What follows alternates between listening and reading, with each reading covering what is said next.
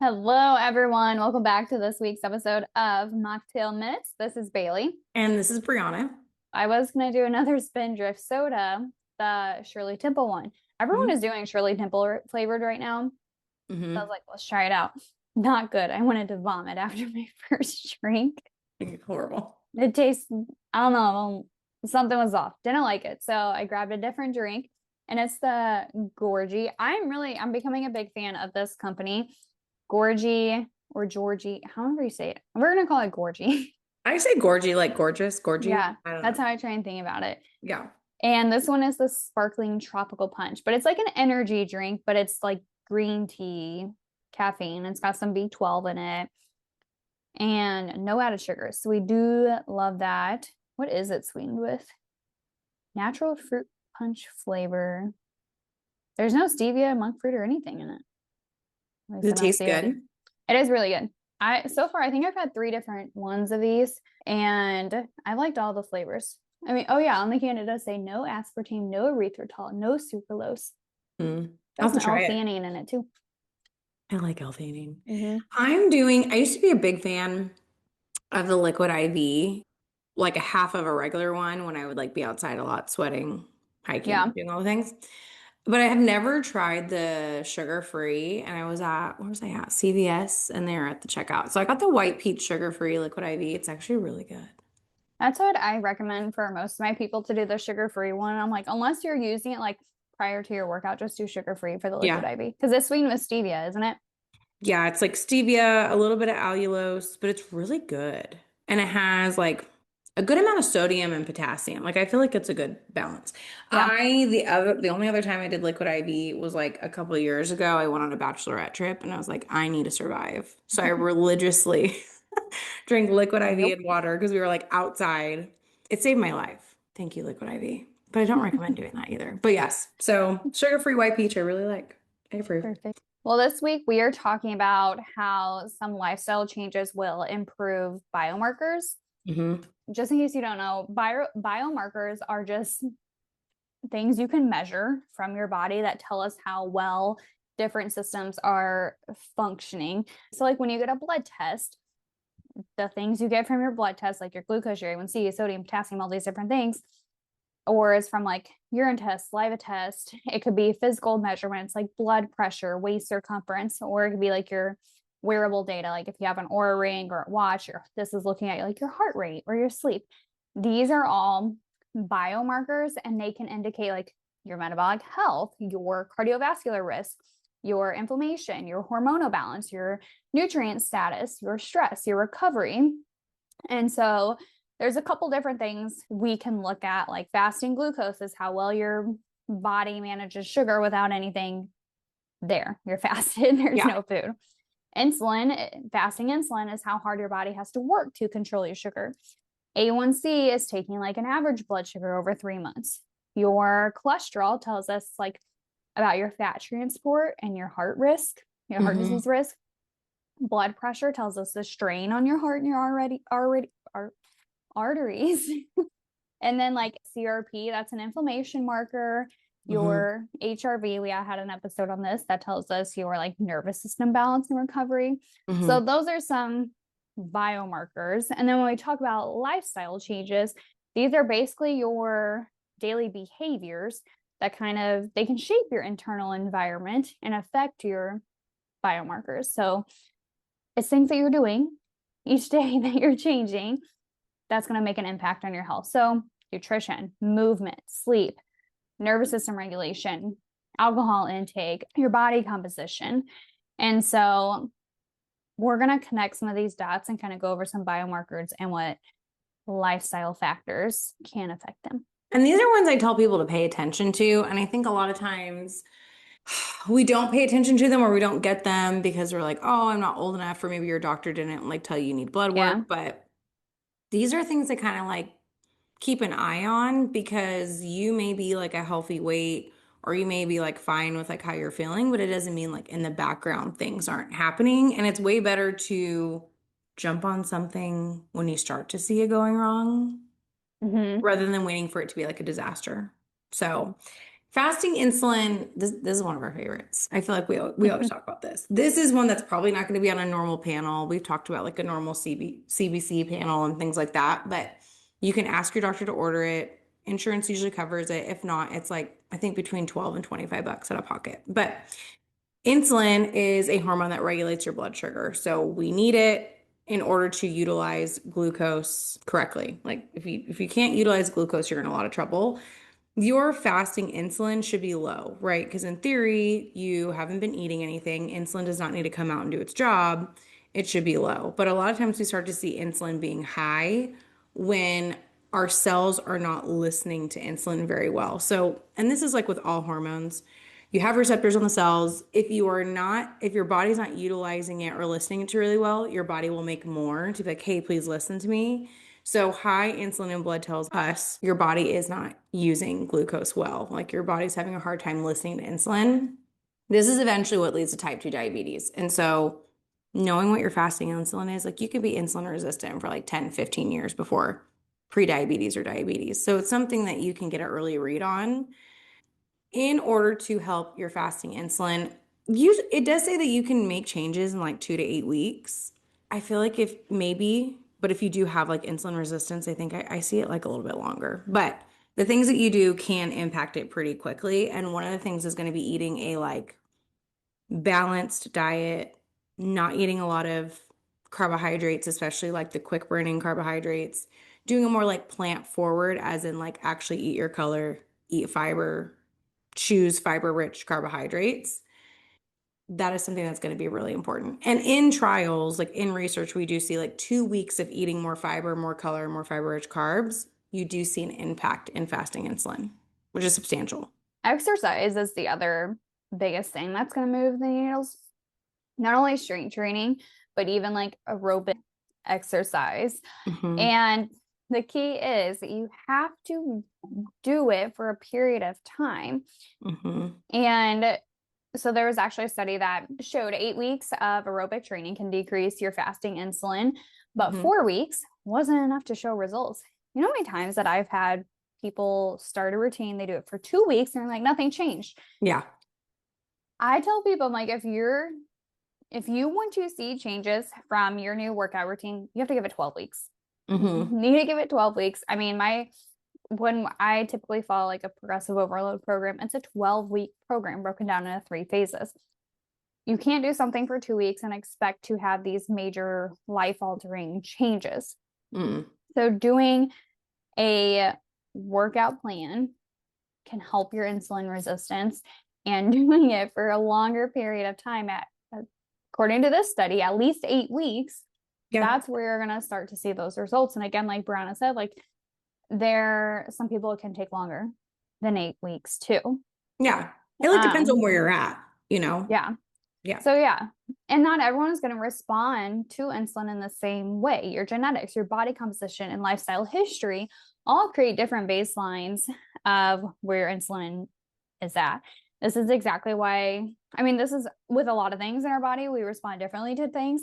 This is why two people can eat the exact same and have different results. And Yeah. so, in general, we know if you eat more fiber, if you eat consistently, if you do more strength training and build muscle, if you participate in like aerobic movement as well, you will have a better insulin biomarker.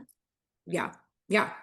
And why plants or veggies fiber is so important, because I think we're getting better at getting the protein down, but the Mm-hmm. antioxidant rich plants can kind of shift your gut bacteria, which improve insulin sensitivity. So you have less intestinal inflammation, you metabolize your food better. That gut bacteria is going to play a role in how your body listens to insulin. So eat your fruits and vegetables. And this is often, I see this elevated before glucose and A1C. Yeah. We don't check it a lot, which is very frustrating. Hmm. So that brings us to another one, your hemoglobin A1C. And this measures your average blood sugar level over the last about 3 months based on how many of your red blood cells have a glucose molecule attached.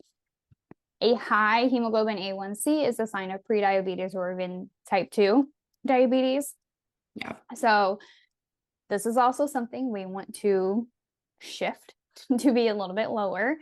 And the Mediterranean diet has been seen to be effective for lowering this, but like this diet, it's rich in fruits, vegetables, whole grains, olive oil, nuts. So if you've been here, you know that we promote protein, fat, fiber with our meals. Yeah. Sounds like some protein. I mean, I guess I didn't really list protein there, but fat and fiber, healthy Yeah. fats, fiber rich foods. And so prioritizing those whole foods, that fiber, those healthy fats, that can be helpful for improving your A1C, but also again, your movement. Movement is going to be helpful here. Now, there are studies that show HIIT training helps reduce A1C. Now, I think you should prioritize strength training over HIIT training, especially if you don't feel good. And especially if your body is going through a lot of inflammation or if you feel a lot of puffiness right now. HIIT training probably isn't a great option for you, and you probably shouldn't also be doing it 5 days a week. Yeah. So starting with some resistance training and then maybe moving into a combination of resistance plus a little bit of HIIT training, like 1 day a week even can help. But your A1C, I would say 12 weeks at least to change. Usually you don't want to check A1C more than 3 months because I mean, it's a 3-month average. So you want to give it some time to adjust, and your A1C rises when your average blood glucose or your blood sugar rises. And you can also see that happen when you eat a lot of quick digesting carbs and more sugars. So again, fiber rich foods, slow digesting carbs, you're going to have less blood sugar swings, which lowers that A1C. And I would say like a statistically significant change would be like a 0.5. So if you go from a 6.5 to a 6, significant difference. That's good. Yeah. Yeah. And you're probably not going to see that in less than 12 weeks. So 12 weeks. The next one is going to be LDL or like lousy. That's like how I always remember it. L is lousy cholesterol. So in excess, this low density lipoprotein can accumulate in your arteries, and this increases your risk of cardiovascular disease. So we know, again, there's a theme. Diets high in fiber and healthy fats. So like, nuts, legumes, seeds, plant sterols, those sort of things. Those reduce your LDL. They reduce your risk of heart disease and other cardiovascular diseases. And this can be as soon as 3 weeks to a year. Again, I think you can make improvements to your cholesterol within 3 weeks, but really to see that significant change, test it longer, like probably 6-9 months, because there's a lot going on in terms of cholesterol.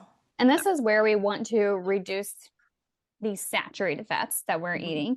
Not that saturated fats are bad. We think you should get some whole food saturated fats in, but we don't want all of our fat to be coming from saturated fats. And this is like, ideally, you're getting this from dairy products, animal proteins. We're going to have some saturated fats in it, like coconut products, things like that. But we also want to make sure we're getting enough polyunsaturated fats because that's actually going to enhance receptor activity and improve how cholesterol is being packaged and transported. Yeah. And then strength and endurance exercise also can boost the function of your HDL. So a lot of times people are like, LDL is high, HDL is low. How do I increase my HDL? Healthy fats and movement. We've gone really, really bad about movement, I feel like. Yeah. Yes. It's so low. And I've worked with a lot of people like long term on like outpatient for cholesterol. And yes, like increasing fiber, amazing. Increasing like your polyunsaturated fats from like, fish, walnuts, like seeds, all that. Perfect. Cod liver oil, great. But like the last thing that actually really moves this is movement. And I sometimes have to have like a come to Jesus talk with people, like, hey. And it's very interesting because when we think about weight loss, everyone thinks about diet and exercise, but it's like we feel like we have to sign up for burn boot camp type of thing. Like just go lift some weights or just do it. You're not going to be motivated. Stop waiting for that motivation. Just do it. Just move your body at all. Like move it more than you did yesterday. We consistently overestimate how much we move. Like that is something I have definitely come to learn as someone working with someone. People overestimate it. If I am not intentional about like adding movement into my day, my work day could be like 3,000 steps. And that's the thing is like we're so busy, so you feel like I've done so much today. I got so much done today. Work was crazy, but you haven't like moved. Hmm. And I've had some people where I'm like, oh, like they have an Apple Watch or a Garmin or a Fitbit or something, but like they don't really pay attention to their steps. So when they start paying attention to it, they're like, oh, like I'm getting like 2,000 steps a day. Like I'm gonna need you to increase that. The last one too, that's a big one to look at is blood pressure. This one is often checked. Probably every time you go to the doctor, they're going to check your blood pressure. Yeah.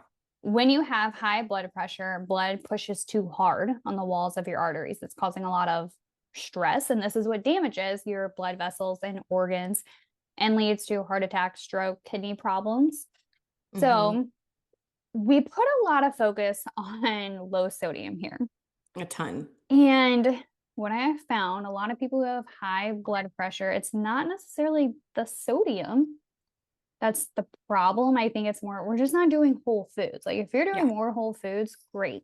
But also, like if you had 600 milligrams of sodium at each meal, you're only at 1,800. Most of the time, you want it to be That's fine. under 2,000 milligrams Yeah. a day. And then It's I the also lack see of the like, whole food that's doing it. yes, Hmm. and the lack of blood sugar balance. We're seeing how blood sugar actually affects your blood pressure too. Yeah. And the thing is again, like you said, like go to the doctors, they're gonna be like, cut your sodium, cut your sodium. Yep. But eating potassium kind of counteracts this. So sodium Uh-huh. and potassium work, with each other. So yeah, okay, maybe decreasing some sodium, especially if you're getting it from like a lot of fast food or like really processed foods where sodium can add up, but increasing whole foods like fruits, vegetables, legumes, again, a lot of those fiber-rich foods can drastically help. Hmm. That and also diet and exercise or exercise. So movement. So I think a lot of times we think of like for blood pressure cardio, which is probably your best one for specifically blood pressure, but we do know the better your metabolic health is, the more muscle you have overall, the better like everything can be. So this can be as simple as like walking. And I mean, no, you're not going to like drastically change your blood pressure by like walking, but maybe because, like I said, a lot of people are not moving at all. I think a common one to really think about in terms of these biomarkers is a lot of the suggestions are the same, like eat whole foods, increase fiber, like decrease saturated fat from things like highly processed foods, snack foods, fast food, decrease sodium from fast food, and then just increase your movement. Hmm. And then the other thing, I know everyone gets tired of being told to lose weight to help fix things. Mm-hmm. But here is the reality. Being overweight or obese does impact your insulin sensitivity, your Yeah. A1C, your LDL, your blood pressure, your liver enzymes, your cortisol levels. It affects it. Mm-hmm. And not to just like blame your weight on everything. I think the idea is that we need better information on how to lose the weight because it's Yeah. like we go to the doctor, LD cholesterol levels are high, A1C is high, blood pressure is high. You're told to lose the weight, and that's the end of the story. Yeah. It's like lose weight, this will get better. It's Mm-hmm. like, okay, well, how do I do that?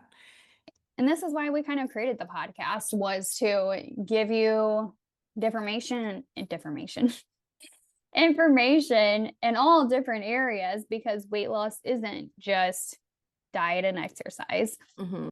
And while we don't want to blame weight on every single thing, it does contribute to a lot of things. Obesity contributes to a lot of preventable diseases. And Mm-hmm. that's just the reality of it. Being obese can elevate ALT, which is a liver enzyme, and it's increasing your risk of fatty liver disease. Mm-hmm. And And then the more visceral fat you have, the more inflammatory fat you have, the less insulin sensitive you are. All of it plays a role. And I would say if you're above a BMI of 35 specifically, because technically it's a BMI over 30 is overweight or is obese, I would say for sure if you're over a BMI of 35, like there's definitely some weight loss to be had in terms of your overall health. And it doesn't mean that as soon as you drop below that obese BMI that all these are going to be perfect, because I've seen them not great outside of this, but it definitely helps because you don't want to just be pouring gasoline on the fire, Hmm. which is essentially what's happening. Also, why you need to lose weight correctly. Yes, that's another big piece, which you will find correct information on how to do that in pretty Yeah. much every episode. Yeah. So, yeah, I mean, the biomarkers we talked about today, insulin, A1C, cholesterol, and what was the last one we talked about? Blood pressure. Blood pressure. Yeah. A lot of things that are unaffected. Well, your main things, whole foods, your fiber intake, your movement.